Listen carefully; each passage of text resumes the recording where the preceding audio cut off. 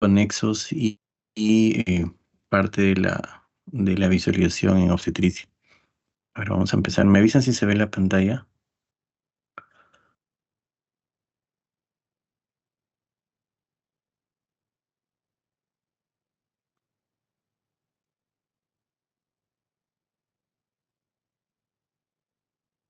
Sí, doctor, sí se ve. ¿Y ahí? Sí, se ve el PPT y también cuando presenta. Ya, listo. Vamos a ver. Bien, vamos a empezar por lo que es ecografía.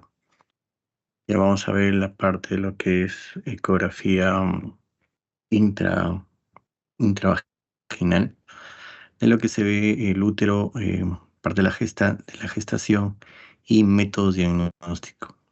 El primer método diagnóstico que tenemos para evaluar la parte pélvica son dos tipos de ecografía. Una ecografía, rayos X para pelvis no sirve, ya no hacemos rayos X para ver el interior de la pelvis. Ba- Básicamente los rayos X están diseñados para solamente observar lo que es estructuras óseas, pero lo que es órganos genitales internos, en este caso de la mujer, solamente se utiliza la ecografía. Ya pasamos a la ecografía directamente. Entonces, para evaluar la pelvis tenemos dos tipos de ecografía, una ecografía suprapúbica y una ecografía endovaginal. La ecografía suprapúbica es aquella que se realiza con el traductor convexo y sirve básicamente para ver el útero y los ovarios. También parte de la vejiga, se necesita que el paciente esté con la vejiga llena. Ya en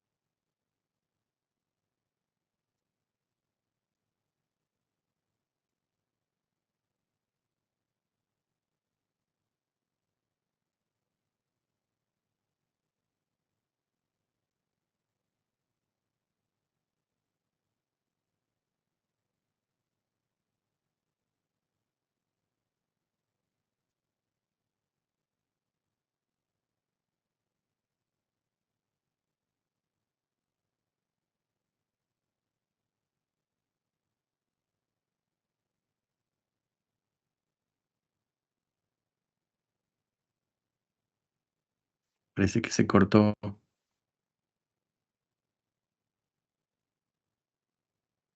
Hola, ¿se me escucha? Sí, Sí, doctor, sí doctora. se le escucha. Y ahora sí, creo que se fue. Ya, les decía, em, ¿Qué, hasta dónde se me escuchó? ¿Esta diapositiva ya estaba? Recién la estaba explicando. Ya. Entonces les decía que había dos tipos de ecografía, la ecografía suprapúbica y la ecografía endovaginal. La ecografía suprapúbica, donde se realiza con la vejiga llena y se ve el útero tanto en su diámetro longitudinal como transverso. Y en el centro ven esta línea ecogénica, o sea, blanca, que corresponde a la línea endometrial.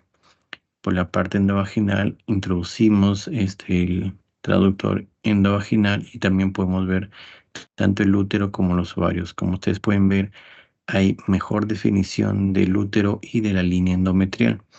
La imagen tiene mejor resolución que una ecografía suprapúbica, pero las dos sirven para hacer diagnósticos de patologías, sobre todo de tipo expansivas, pero mejor definición tiene la vía endovaginal. ¿Qué observamos? Detectamos la posición y la forma, posición y la forma y posición del útero, también de la forma y posición de los ovarios y como el volumen. También sirve para hacer el seguimiento de dispositivos intrauterinos y los tumores tanto anexiales, o sea, de los ovarios, como a nivel del útero, siendo los más frecuentes los miomas. El siguiente método de la tomografía es un método de elección para detectar patologías, sobre todo de tipo tumoral local, cuando es muy expansiva, cuando son lesiones metastásicas o para ver enfermedades pélvicas inflamatorias y abscesos pelvianos. Proceso clínico para ver hemorragia uterina normal, infertilidad inexplicada, abortos seguidos, tratamiento con tamoxifeno. Las ultrasonográficas sirven para ver engrosamiento del endometrio, o sea, la ecografía sirve para ver engrosamiento del endometrio, endometrio regular y pobremente definido. Bueno, en síntesis, la tomografía de las regiones pélvicas básicamente sirve para ver lesiones expansivas a nivel del útero y los ovarios.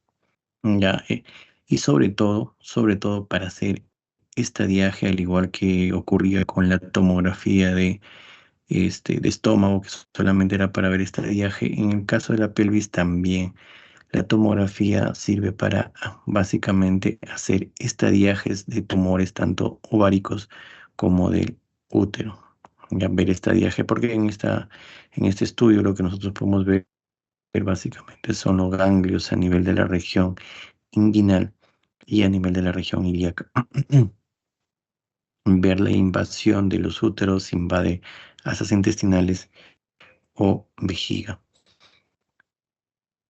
La resonancia magnética igual sirve para hacer estadiaje, pero con mayor definición y precisión, a diferencia del útero, de la tomografía, donde solamente observamos eh, las masas sin definición de los planos de clivaje. En la resonancia magnética observamos este, o, en la resonancia magnética observamos definición tanto de la línea endometrial, la diferenciación del endometrio, miometrio y también del cuello uterino. O sea, sirve para realizar definiciones de mejor calidad. El siguiente método, de repente usted no ha escuchado hablar de esto, pero es la histerosalpingografía.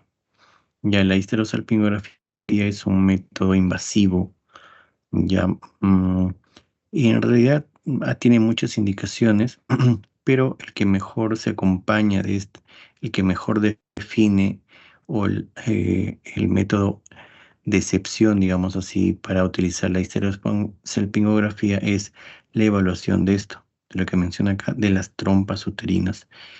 Es el único método por el cual se pueden visualizar las trompas uterinas de manera normal.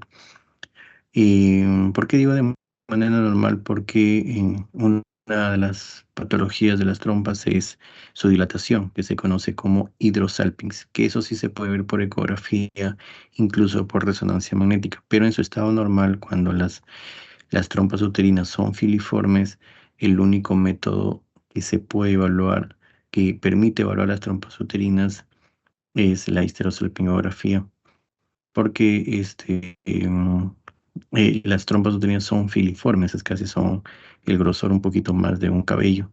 Por ser tan filiformes, pues el único método es la histerosalpingografía. ¿Y en qué consiste este método? Este método consiste en la inyección.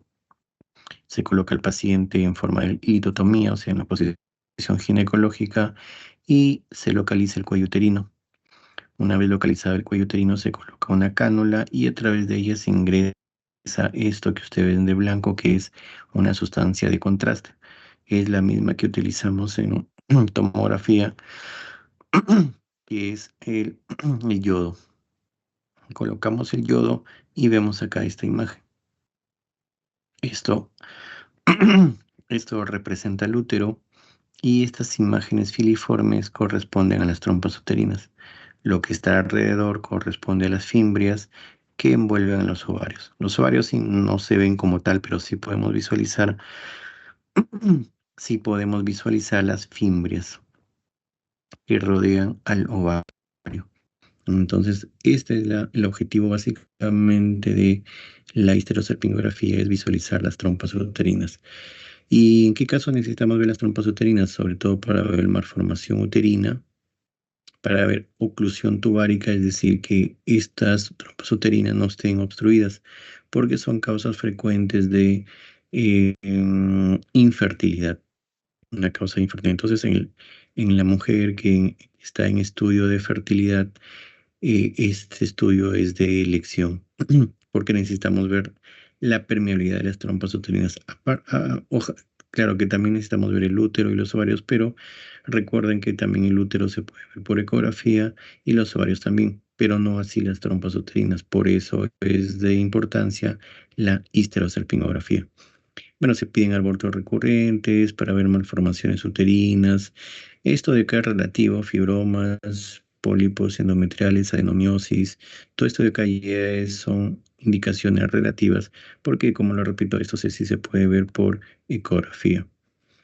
Antes de la inseminación artificial es evidente que necesitamos saber la permeabilidad de las trompas uterinas para ver el paso del óvulo hacia el útero antes de la reversión y liberación tubárica, contraindicaciones obviamente como este es un estudio que se realiza con el tubo rayos X como una placa, tiene radiación ionizante y por lo tanto obviamente la mujer no tiene que estar embarazada, no tiene que haber infecciones o hipersensibilidad al medio de contraste.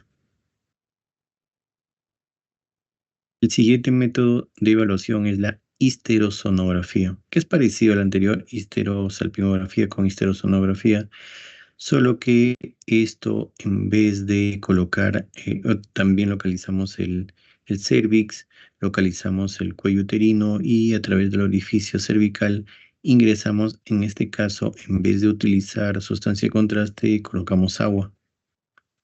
Y en vez de utilizar el tubo rayos X, vemos que esto es una ecografía, o sea, utilizamos agua y ecografía, por eso es que es histerosonografía. Es un procedimiento que estudia la cavidad uterina. Básicamente lo que hacemos es distender el endometrio utilizando una solución salina transversal, puede ser cloruro de sodio, aséptico, con el transductor endovaginal de alta resolución. Ello define mejor la cavidad endometrial. Básicamente aquí está la técnica, se utiliza una sonda Foley, se realiza 5 a 10 días antes de la menstruación. El paciente en litotomía, o sea, en evaluación ginecológica, se utiliza un balón a través del cual se fija el cuello uterino y se coloca 5 a 20 centímetros de líquido, ¿no? De solución salina. Las indicaciones básicamente es esta de acá.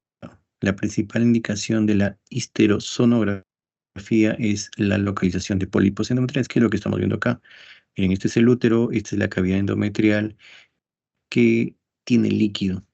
Si no tuviera líquido, eso estuviera aplanado y por lo tanto este pólipo endometrial no podría ser definido. Entonces, una de las indicaciones de la histerosonografía es los pólipos endometriales.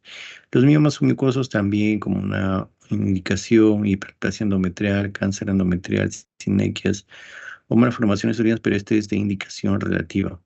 La principal indicación de La histerosonografía es la evaluación de los pólipos endometriales. Limitaciones, bueno, se puede introducir una infección, estenosis del canal vaginal, no valora patología de herencias, es limitada por la permeabilidad de las trompas, pero en realidad es un estudio que lo utilizamos básicamente para ver pólipos endometriales. Estas son las imágenes que podemos ver en la histerosalpingografía. Como ven, hay sustancia de contraste.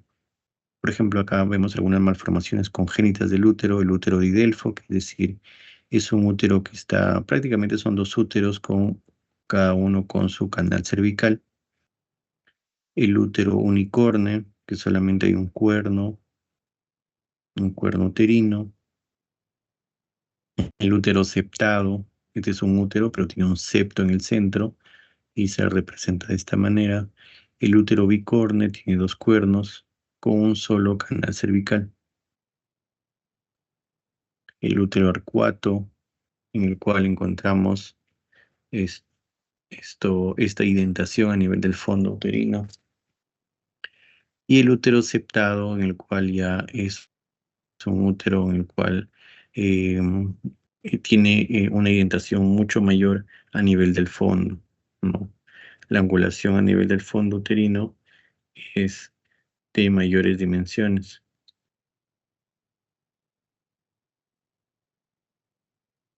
Y el útero, bueno, en el útero pues tenemos las patologías uterinas, entonces haciendo una recopilación tenemos leiomiomas que pueden ser evaluados por ecografía, adenomiosis también por ecografía, lipomas por ecografía, endometrio menopáusico, hidrometrocolpos, que es la presencia de sangre en la cavidad uterina, hematometrocolpos, hiperplasia endometrial, pólipos endometriales, básicamente estos por histerosonografía, endometritis, adherencias, quistes de nabo también pueden ser por ecografía. Y bueno, aquí hay algunas indicaciones de cómo es que debemos ver en forma normal un útero. Bueno, las medidas, generalmente el útero está alrededor de los 70 milímetros y el endometrio, en la evaluación del endometrio sí hay que tener ciertas condiciones, sobre todo el endometrio. El endometrio en fase folicular en una mujer en edad reproductiva, el endometrio debe medir menos de 10 milímetros. Esto es importantísimo, hacer las medidas del endometrio. El endometrio mide en la mujer en fase reproductiva y sobre todo en fase folicular menos de 10 milímetros. En la fase secretoria puede llegar hasta 14 milímetros. Y en la fase ya posmenopáusica menos de 5 milímetros. ¿Por qué es importante esto? Porque medidas superiores a ello en las diferentes fases puede constituir, sobre todo en estas, por ejemplo, un endometrio posmenopáusico debe ser menos de 5 milímetros. Encontrar endometrios superiores a este diámetro y constituye signos de hiperplasia. Y la hiperplasia endometrial. Y la hiperplasia endometrial puede ser un condicionante para una neoplasia endometrial. Ya, entonces máximo el valor del endometrio en una mujer en edad reproductiva es hasta 14 milímetros, dependiendo de la fase uterina en la cual se encuentra, o la fase de su ciclo. Y en la mujer posmenopáusica, o sea, hablamos mayor de 45 años, el endometrio debe medir menos de 5 milímetros.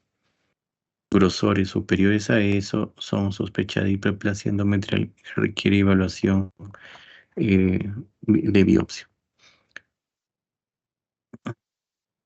Aquí vemos algunas patologías de la línea endometrial. Miren, este es el útero. Esta imagen ecogénica es la línea endometrial. En este caso tiene un mioma subseroso, o sea, un mioma externo que no está en el endometrio, pero en este caso es un borde transversal y vemos un mioma submucoso. que está en la línea endométrica. Este es el endometrio. La imagen ecogénica es el endometrio. Y vemos acá un mioma, que tranquilamente también podría ser un pólipo. ¿Cómo hacemos la diferencia de uno y otro? Pues con la histerosonografía. También vemos acá, por ejemplo, en este útero agrandado, no vemos línea endometrial. Eso podría ser, por ejemplo, una neoplasia. Podría ser también una adenomiosis, como en este caso. ¿Y cómo hacemos la diferenciación de uno y otro? El Doppler nos ayuda. El Doppler es una herramienta que nos puede ayudar para hacer esa diferenciación, contando en que la neoplasia va a tener vascularización con índices de baja resistencia, mientras que la adenomiosis tiene vascularización con índices de alta resistencia. Entonces se pueden localizar. La adenomiosis es un tumor benigno, circunscrito, bien definido y de cogerencia diferente al miometrio. Por ejemplo, este es una adenomiosis. Puede tener calcificaciones, hemorragias anaquísticas y pueden dar sombra acústica o densa fibrosis. Esta es una endomiosis a nivel del endometrio. Los ovarios. Esto seguramente es muy importante porque es una patología muy común entre las mujeres, que es el ovario poliquístico. ¿Cómo hacemos diagnóstico? O por lo menos uno de los criterios para tener ovario poliquístico es que tiene que tener los siguientes criterios. El ovario debe tener 12 o más folículos de entre 2 a 9 milímetros de diámetro. 12, más de 12. 5 o 6 no se considera que ese ovario esté poliquístico. ¿Qué criterios anteriores a un solo ovario es suficiente para tener ovario poliquístico y realizar la ecografía en la fase del ciclo? Y otro, a ver qué más.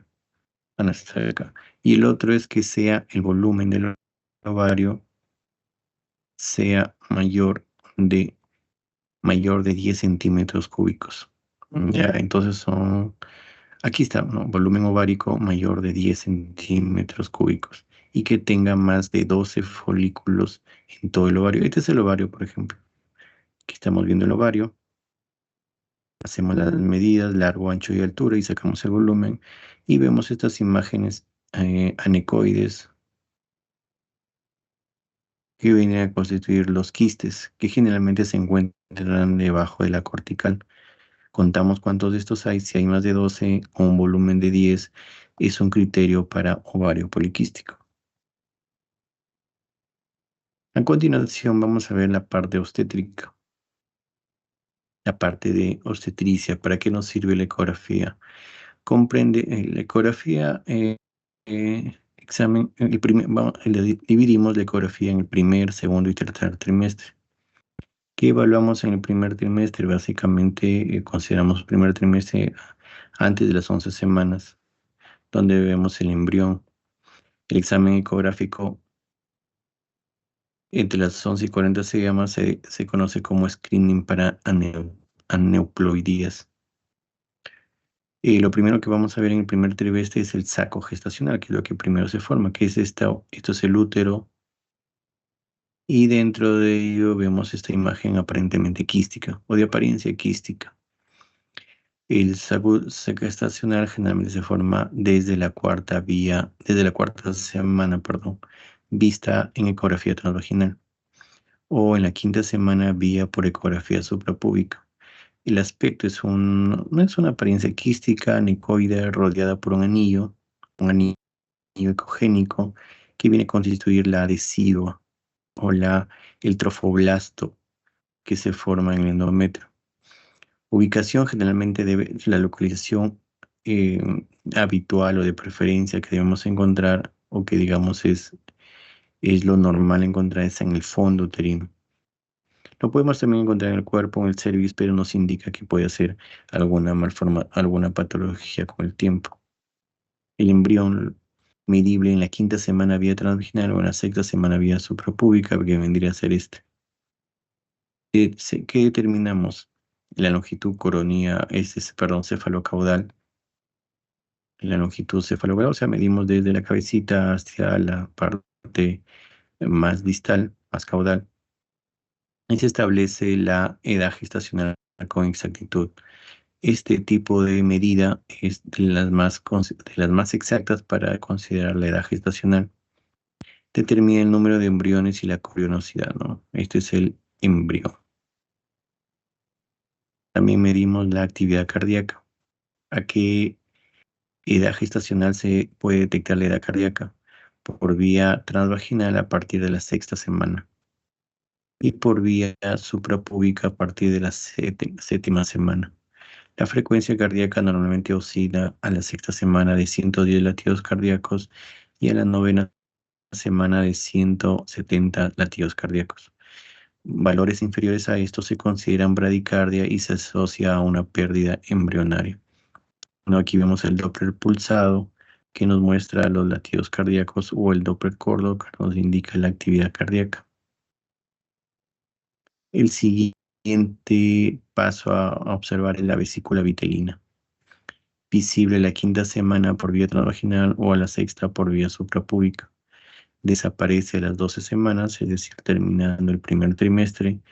La apariencia es de un círculo, aquí vemos un círculo anecoide, extraamniótica, importancia precede 4 a 7 días antes de la aparición del embrión. Luego tenemos el amnios, la membrana amniótica, que es esta que ustedes ven acá, que ya vendría a ser el saco verdadero, el verdadero saco. Es una membrana delgada que conforma la cavidad que contiene el embrión. El aspecto ecográfico es una línea hiperecoica fina que flota dentro del saco gestacional, la membrana amniótica. Luego tenemos la longitud coronilla rabadilla, o sea, coronal, o sea, que va de la cabeza hasta el extremo más distal. Es el mejor parámetro para estimar la edad gestacional hasta las 12 semanas. El plano correcto es el feto no flexionado con un corte longitudinal y extremos bien definidos, medir de extremo a extremo. Este es un dato muy importante, sobre todo en los casos de trisomías o para ver malformaciones congénitas, sobre todo síndrome de Down. Es la acumulación de líquido en el tejido subcelular subcutáneo de la región cervical posterior entre las 11 y 14 semanas de edad gestacional. A esta edad se debe realizar la ecografía. ¿Cuál es la estadounidense nucal? Esta bolsita que está acá. Este es el ojito, la cabeza, los brazos, los pies, la espalda, la región dorsal y esta imagen, este líquido que se ve detrás de la nuca, por eso se llama translucencia nucal, es la que se mide en ecografía. La vía de medición, la más recomendable es la vía transvaginal.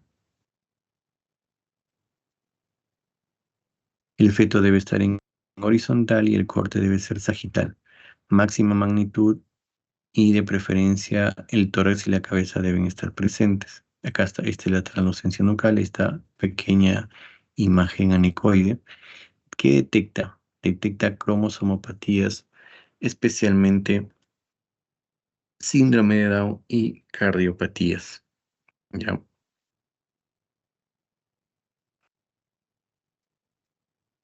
¿Cómo lo detecta? Midiéndola. El aumento de la translucencia nucal detecta el 80% de las malformaciones cromosómicas mayores con 4.5% de falsos positivos. Es anormal cuando es mayor a 3.7 milímetros. Ya cuando medimos aquí vemos, este es el feto, perdón, el embrión, este es el saquito anecoide y lo medimos de arriba hacia abajo. Cuando es mayor a 3.7 milímetros es anormal, o sea, es un marcador para el riesgo de que este feto esté naciendo con una cromosomopatía, como el síndrome de Down o una cardiopatía. El hueso nasal también son otros indicadores, pero ya de menos peso, digamos así, menos confiabilidad. A las 11 y 14 semanas, su presencia, se solicita su presencia o ausencia de 16 a 20 semanas, se hace la medida, el cual debe ser mayor de 2.5 milímetros. O una hipoplasia cuando es menos de 2.5 milímetros o ausencia. También es un marcador de cromosomopatía.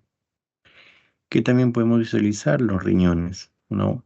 Los riñones localizados a ambos lados de la columna se pueden ver desde las 9 semanas, siempre deben verse a las 12, 13 semanas para verificar su completo desarrollo.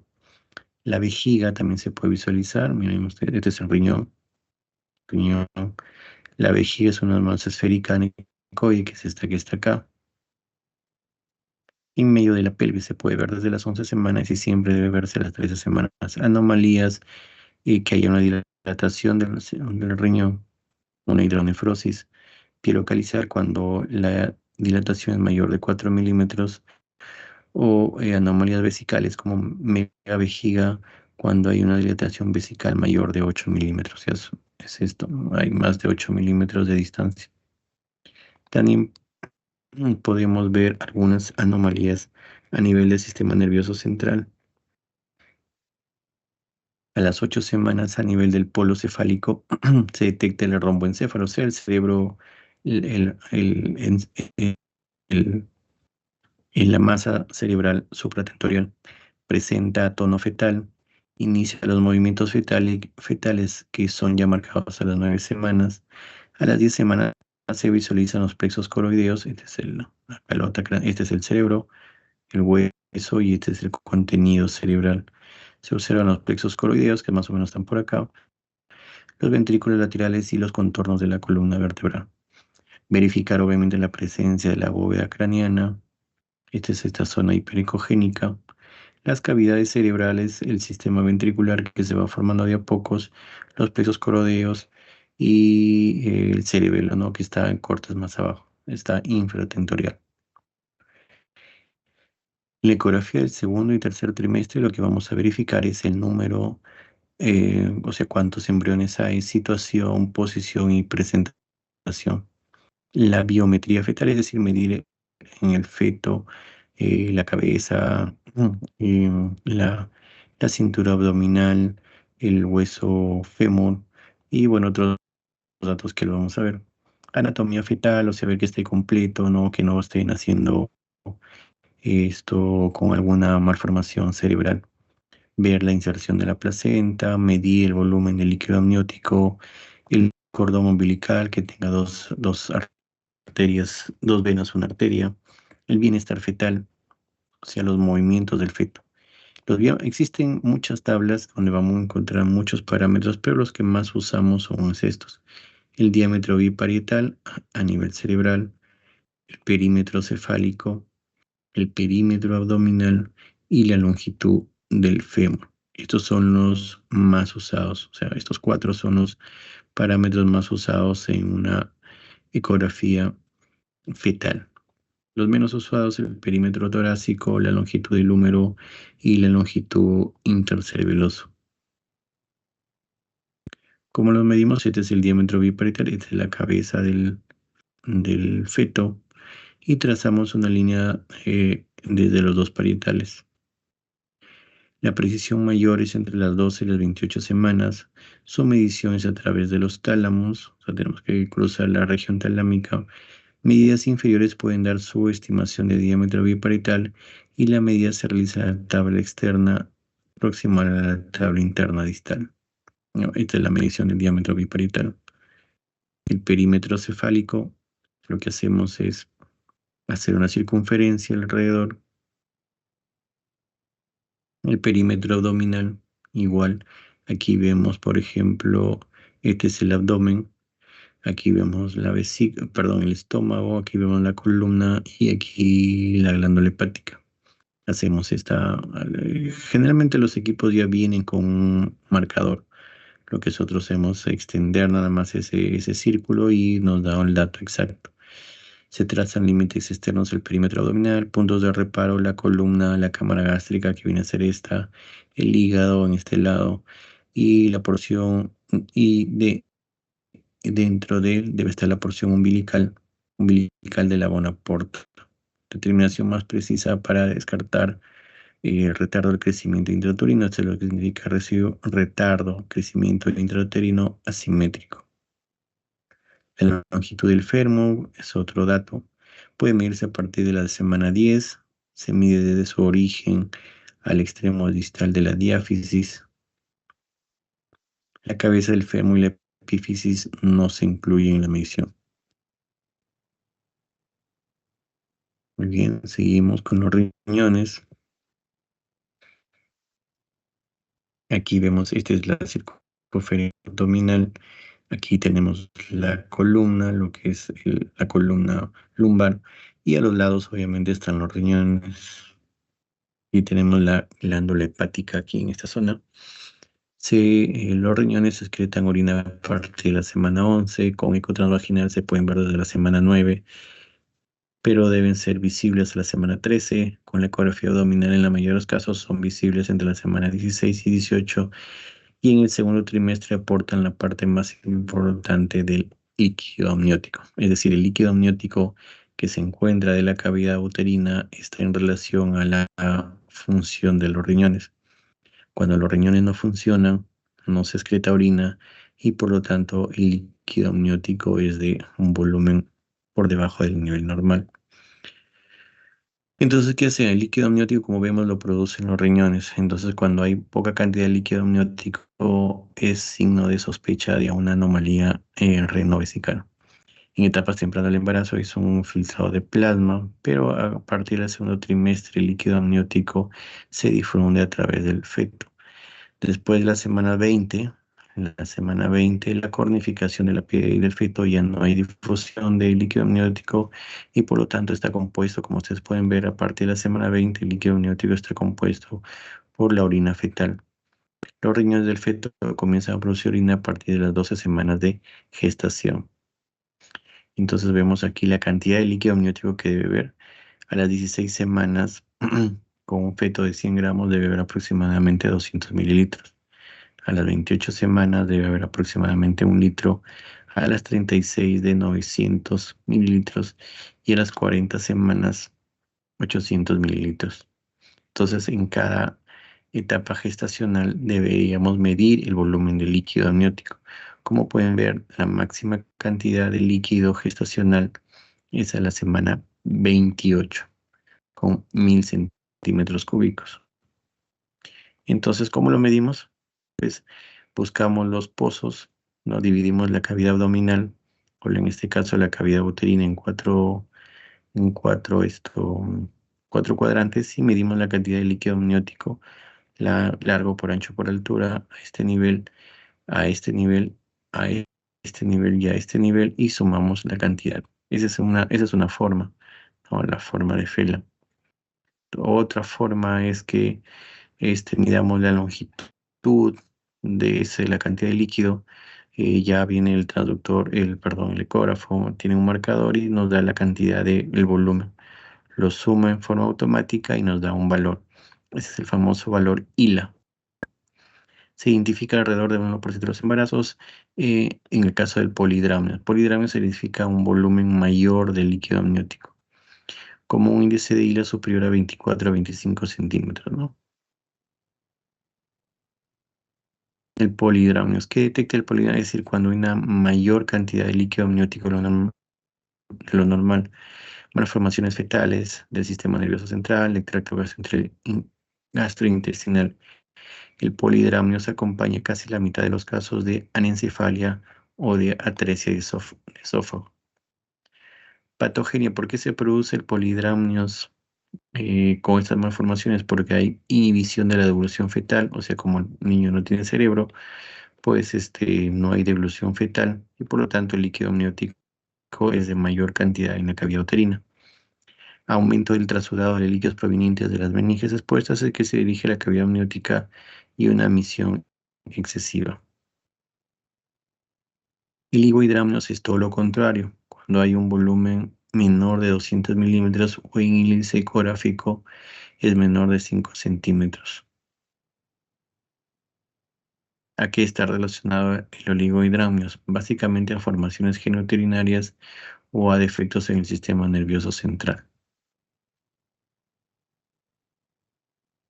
También con la ecografía 4D, 3D o 5D podemos visualizar los miembros, eh, la, la mano, los pies y ver que no tengan algunas malformaciones como polidactilias o exindactilias.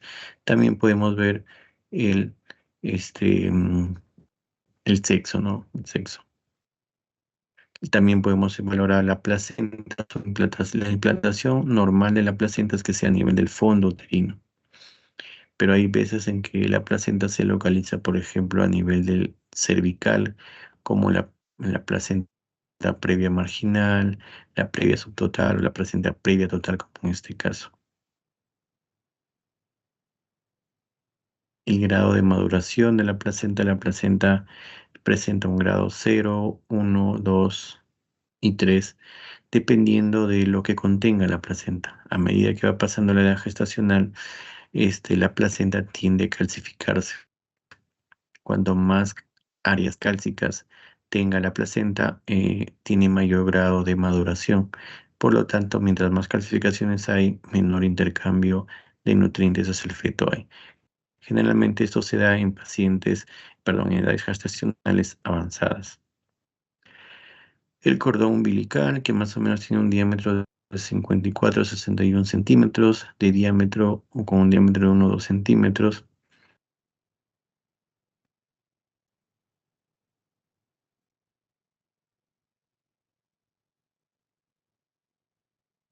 Entonces, el diagnóstico diferencial obstétrica del primer trimestre, en el primer trimestre visualizar el saco gestacional, visualizar la vesícula vitelina, y aquí está, ¿no? Este es el saco gestacional, esta es la vesícula vitelina. ¿Listo? ¿Alguna pregunta que tuviera?